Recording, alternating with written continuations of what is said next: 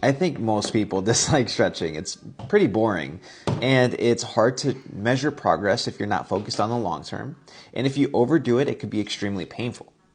However, static stretching is not the only form of stretching. Static stretching would be that you sit in a position and hold it for long periods of time.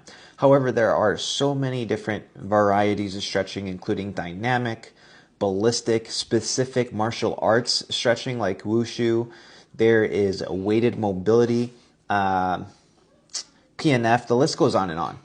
I think a lot of people get caught up on the method and forget to realize that your body needs exposure to the positions it wants to be better in, whether you're sitting in there for long periods of time or just touching at it just a little bit, kind of flirting with that position. Your body needs to understand that it's being exposed to that position and it will continue to be exposed in that position, so it should adapt. And that comes from consistency, not from any specific method. When it comes to stretching, I'm looking for things that are going to be as time efficient as possible. And I do the same with my strength. So when I'm doing strength exercises, I'm getting as much range of motion as possible and making sure that they tackle multiple joints and multiple muscles.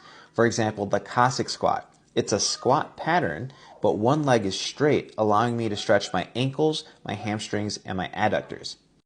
The ATG split squat is another good example. It stretches out your ankles, your hip flexors, and your quads.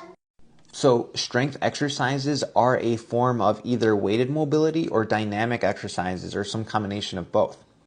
Post-workout or on your off days, you can choose lighter intensity stretches to help you get more frequency within specific positions you want to be better in. And static stretching for that is actually very easy. And if you wanted to make it a little less boring, you can move in and out of a static stretch. For example, if I'm going to stretch my hamstrings, I can sit in a position where I'm going in, but instead of holding, I'll come out. I'll come in and I'll come out, doing it with control.